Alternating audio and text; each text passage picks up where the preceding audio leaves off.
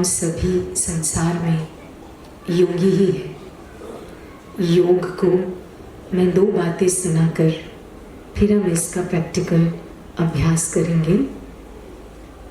सबसे पहली बात कि जैसे कहा कि योग तो हम सभी करते हैं, लेकिन योग किससे करते हैं, और वही चीज़ हमें योगी या वियोगी बनाती है। एक छोटी सी कहानी से इसको समझेंगे कि एक समुद्र जो बहुत लहराता है और एक बच्चा जो वहीं खेलता है, उसकी चप्पल उसकी लहरों में बह जाती है, तो बच्चा रेत पर लिखता है कि समुद्र तुम चोर हो, तुमने मेरी चप्पल चुरा ली। थोड़ी देर के बाद एक बुजुर्ग, जिससे अचानक वहाँ एक मोती मिल जाता है, तो वो सागर को कहता है कि ये सागर तुम तो दाता हो। तो बच्चे ने जैसे रेत पर लिखा कि सागर तुम तो चोर हो, उसी तरह बुजुर्ग ने भी रेत पर लिखा कि सागर तुम तो दाता हो। फिर एक माता जी, जिनका पुत्र उस सागर में बह गया था, उन्होंने भी अपना रोष बाहर निकाला और उन्होंने भी उस रेत पर लिखा कि सागर तू हत्यारा है। थोड़ी देर के बाद एक मछुआरा बहुत खुश होता हुआ आ रहा है, क्योंकि उसे बहुत सारी मछलियां मिल गई। तो उसने कहा, सागर तू तो मेरा अन्नदाता है। उसने भी लिख दिया। थोड़ी देर के बाद एक लहर आई और सब कुछ मिटा के चली गई। चाहे किसी ने अच्छा लिखा, चाहे किसी ने बुरा। अगर सागर इस बात का बुरा मान ले, तो वो अपनी लहर, अपनी शीतलता, किसी भी चीज से न आनंदित हो सकता, न आनंद दे सकता, दे भी नहीं सकता। तो इसमें महत्वपूर्ण बात यह है कि मेरा ध्यान किसकी बात पर है, कौन क्या कहता है इस बात पर, या मैं क्या हूँ इस बात पर। यही बात हमें योगी और वियोगी बनाती है। कई बार कुछ लोगों को हम ऐसा कहते हुए सुनते हैं कि मैं फलाने के लिए तो अच्छा सोच सकता हूँ, लेकिन वो एक ऐसा है जिसके लिए मैं कभी भी अच्छा नहीं सोच सकता। अर्थात कि उनके लिए मन मैला है। लेकिन आप एक बात बताइए, अगर आपका ग्लास गंदा हो और आपको किसी अपने प्रियजन को साफ पानी देना हो, तो क्या हम उस गंदे ग्लास से साफ पानी दे पाएंगे? नहीं ना, क्योंकि ग्लास ही गंदा है। तो जब मेरे मन में ही अशुद्धि है, तो मुझे किसी को दुआ भी देनी हो अपने को, तो भी दे नहीं पाएंगे, क्योंकि दुआ तो यहीं से निकलेगी ना। इसीलिए किसी को भी देनी हो, इसी मन को मुझे शुद्ध रखना होगा। ये योग की प्रथम डिमांड है, सबसे पहली मांग है कि मुझे योगी बनने के लिए शुद्धि जरूर रखनी होगी। दूसरी बात, हम लोगों ने अपने जीवन में बहुत सारी बातें सुनी। यहाँ तक कि आप सबने भी अपने बच्चों से पूछा होगा, बताओ बेटा बड़े होके क्या बनोगे, क्या है तुम्हारा जीवन का लक्ष्य? पूछा, हमसे भी पूछा गया था ना, जीवन का लक्ष्य क्या है? और बच्चा बहुत आराम से कहता, मैं डॉक्टर बनूंगा, मैं इंजीनियर बनूंगा, मैं ये बनूंगा। एक्चुअली हम उससे जीवन का लक्ष्य नहीं पूछ रहे थे, हम उससे जीविका का लक्ष्य पूछ रहे थे कि भाई तू बड़ा होके क्या कमाएगा और तू क्या खाएगा, कहाँ रहेगा, कैसे घूमेगा। हमने ये थोड़ी पूछा कि दुनिया को तू कैसे सुख देगा और तू कितना सुख देगा, क्या तरीका होगा, तुझे अपने जीवन में क्या क्या लाना होगा जो तू संसार के लिए सुखदायी इंसान के रूप में सबके समक्ष प्रस्तुत हो सके। तो हमने उससे जीवन का नहीं, लेकिन जीविका का लक्ष्य पूछा। इस जीवन और जीविका को भी आप एक उदाहरण से बहुत आराम से समझ पाएंगे। एक छोटा सा हिरन, जिसकी माँ हिरनी उसे दौड़ना सिखा रही थी। वहीं एक छोटा सा शेर का बच्चा भी था। वो बच्चा अपनी माँ को कहता है, शेरनी को, कि माँ वो देखो हिरन की माँ उसे दौड़ना सिखा रही है, आप भी सिखाओ। तो शेर की माँ ने कहा, बेटा तेरे तो खून में ही दौड़ना है, तुझे सीखने की जरूरत नहीं है। उसने कहा ठीक है। एक वक्त ऐसा आया जब शेर भोजन के लिए यानी जीविका के लिए हिरन के पीछे दौड़ा और खूब दौड़ा, लेकिन हिरन बाजी ले गया, हिरन जीत गया। शेर उसे पकड़ नहीं पाया। कारण, हिरन तेज दौड़ा था लेकिन उसके पीछे कारण था। शेर जीविका भोजन के लिए दौड़ रहा था और हिरन जीवन के लिए दौड़ रहा था। तो इसलिए ये बात बड़ी महत्वपूर्ण है कि हम अपने जीवन के लिए कुछ करते हैं या जीविका के लिए। आपसे ये बहुत विनम्र अनुरोध रहेगा। जीविका के लिए हमने बहुत किया, लेकिन अब कुछ पल रुककर जीवन के लिए हम कुछ करें तो हमारा योग सार्थक सिद्ध होगा। अगर किसी व्यक्ति का हाथ पांव हिलता हो, बहुत हिलता हो, तो हम क्या उसके हाथ पांव बांध देते हैं? नहीं। कारण जानते हैं, इसकी बीमारी क्या है, इसकी कमजोरी क्या है, उस कमजोरी का इलाज करते हैं, उसे ताकत की चीजें खिलाते हैं ताकि उसकी कमजोरी से हाथ हिलना, पांव हिलना बंद हो जाए। ठीक ऐसे ही अंधेरे को नहीं भगा सकते हम, लेकिन हमें रोशनी की जरूरत है। ये रोशनी जब हम करते हैं तभी हमें वो परमात्मा से शक्ति की प्राप्ति होती है। इसे ही योग कहा जाता है। तो हम सभी अपने जीवन में, हमको योग परमात्मा से आप लगाते भी हैं, भक्ति में भी बहुत गाया, लेकिन अचानक ध्यान कभी इधर कभी इधर, कभी हम कहते हैं हम ध्यान लगाते हैं पर लोगों की बातें बहुत याद आती हैं। अब आप अगर ढोलक को कहेंगे कि तू बांसुरी की तरह बजेगी, और बांसुरी को कहेंगे तू ढोलक की तरह बज, वो बजेगी नहीं। तो हमारे घर में, परिवार में, काम की जगह, ऑफिस में, बिजनेस में सब एक अलग अलग ढोलक, मंजीरा, हारमोनियम सब अलग अलग है। हम सबका सुर अलग अलग है। इस सबको मिलाकर ऑर्केस्ट्रा यानी संगीत कहा जाता है। तो संगीत जब मिलके बजता है तो बढ़िया ही बजता है। इसीलिए किसी को भी अपने हिसाब से बजने की जिद हम ना करें तो मेरा योग तोड़ने की ताकत दुनिया में किसी के पास नहीं होगी। इसलिए ये बहुत बहुत बहुत ज़रूरी है जो दीदी ने बहुत सुंदर सुनाया कि हम सत्य के पास आ जाएं। एक शब्द कहा जाता है सत चित आनंद। सत्य चित माना लाइफ, आनंद। अगर हम सत्य को जीते हैं तो आनंदित होते हैं, लेकिन हमारा जीवन झूठ को जीने में चला जाता है। झूठ को कैसे जीते हैं? हम अपने आप को बनावट में लाते हैं। चेहरा काला है तो गोरा कर लो, बाल सफेद हैं तो काले कर लो, ऐसा है तो यहाँ पे प्लास्टिक डलवा लो, ऐसा है तो इसको ढक लो, ऐसे कर लो। क्यों हम इतनी बनावट में जा रहे हैं? सिर्फ इसलिए कि लोग कहें आप बहुत अच्छे लग रहे हैं। सिर्फ इसलिए हमें क्यों चाहिए कि लोग हमें कहें कि आप कैसे लग रहे हैं? क्योंकि मैं अंदर से खाली हूँ और इस खालीपन को भरने की डिमांड है किससे? लोगों से।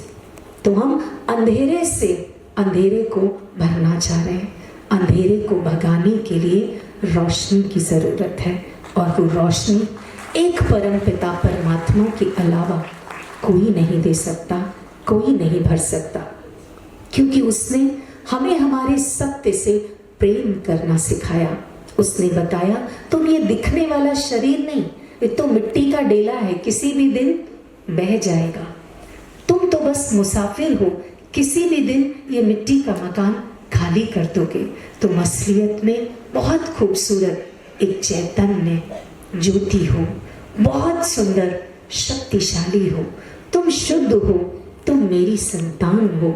जब मुझे किसी बात का फर्क नहीं पड़ता तो मेरी संतान को कैसे पड़ सकता है? लोग परमात्मा का सम्मान भी करते हैं तो परमात्मा को गालियां भी देते हैं, लेकिन परमात्मा ही रहता है, वो बदलता नहीं है। इसीलिए उसको सत्य कहा जाता है। ठीक उसी तरह जब पिता नहीं बदलता तो उसकी संतान को किसी मान से, अपमान से, लाभ से, हानि से, यश से, अपयश से कैसे फर्क पड़ सकता है? नहीं पड़ सकता। लेकिन इसे करने के लिए मुझे एक संबंध जोड़ना होगा, मैं कौन हूँ और मैं किसकी संतान हूँ। तो अभी हम सब उसी की छत्र छाया में अपने आप को योग की स्थिति में स्थित करेंगे। सभी सीधे होकर बैठ जाएंगे और जैसे कहा अपने मोबाइल साइड पे रख देंगे। प्लीज आप भी, रिकॉर्डिंग हो गई, आप रख दें इसको। सब बहुत शांत, आपके हाथ में कुछ भी है उसे साइड रख दें, बहुत आराम से, रिलैक्स। अब पकड़ने का नहीं, अब छोड़ने का वक्त है, राइट? बहुत आराम से 3 गहरी सांसें लेंगे, छोड़ेंगे, लेंगे, श्वास छोड़ेंगे, फिर गहरी श्वास, फिर छोड़ेंगे। बहुत ध्यान से अपने शरीर को महसूस करें। ये देह, ये हाथ, ये पांव सब मिट्टी है। आज, कल, 4 दिन बाद, 4 साल बाद ये मिट्टी का मकान ढह जाएगा, लेकिन इस मकान में जो मालिक है, मैं, चैतन्य, ज्योति स्वरूप आत्मा, मैं कल भी थी, मैं आज भी हूं, आने वाले कल में भी रहूंगी। मस्तक के बीचों बीच मानो एक द्वार है। अपने ध्यान को इस द्वार से प्रवेश कराए और भीतर की ओर एक चमकता सितारा, इसे बुद्धि की आंख से देखें। यही मैं हूं, यही मेरा सत्य है। सुंदर, अविनाशी,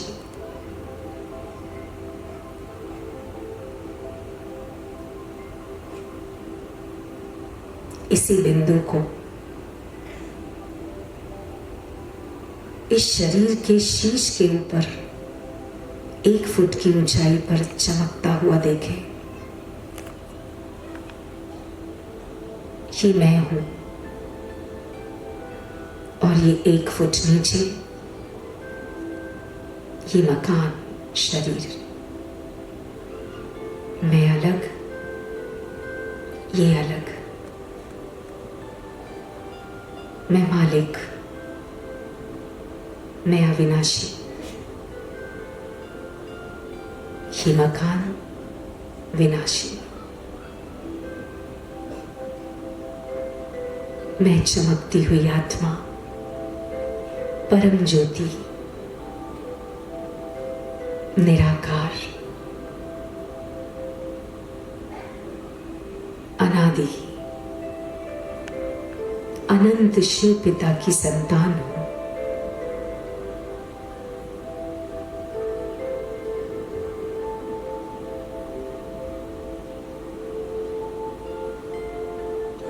मुझ में भी वो वही भरते हैं जो उनमें है। महसूस करें। सर्वशक्तिवान अपनी चमकती किरणों से मुझ ज्योति बिंदु आत्मा में अपनी शक्तियां भर रहे हैं। ये शक्तियां कलयुगी अंधकार पर विजय पाने के लिए है।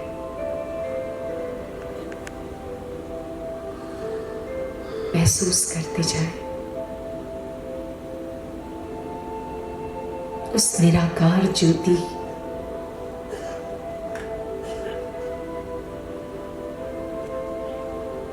सत्यम शिवम सुंदरम की किरणों को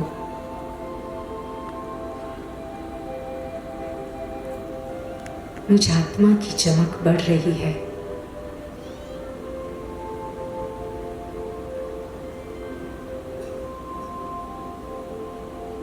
न्यारी स्थिति हम में से हर एक इसी शुद्धि को, शक्ति को चारों ओर बिखेर रहा है। हम सबका यूं इकट्ठे शुद्धि और शक्ति को बिखेरना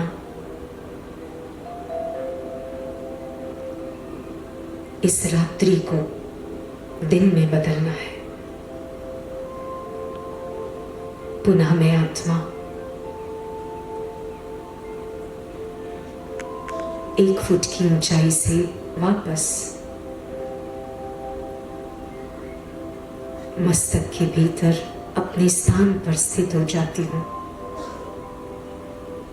लेकिन अब मैं वो नहीं जो इससे बाहर निकली थी। अब मैं परमात्मा शक्ति के साथ हूं।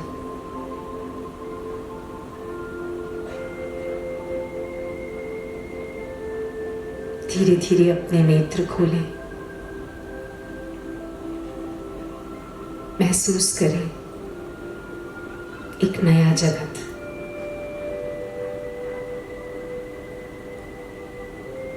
जब मैं आत्मा बदलती हूं तो मेरे आसपास सब कुछ बदल जाता है।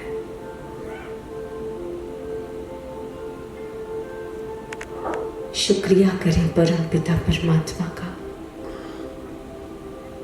मुझे साथ देने के लिए,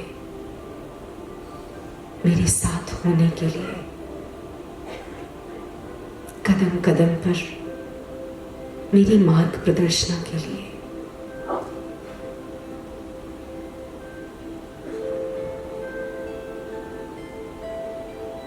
ओम शांति। ओम शांति। ओम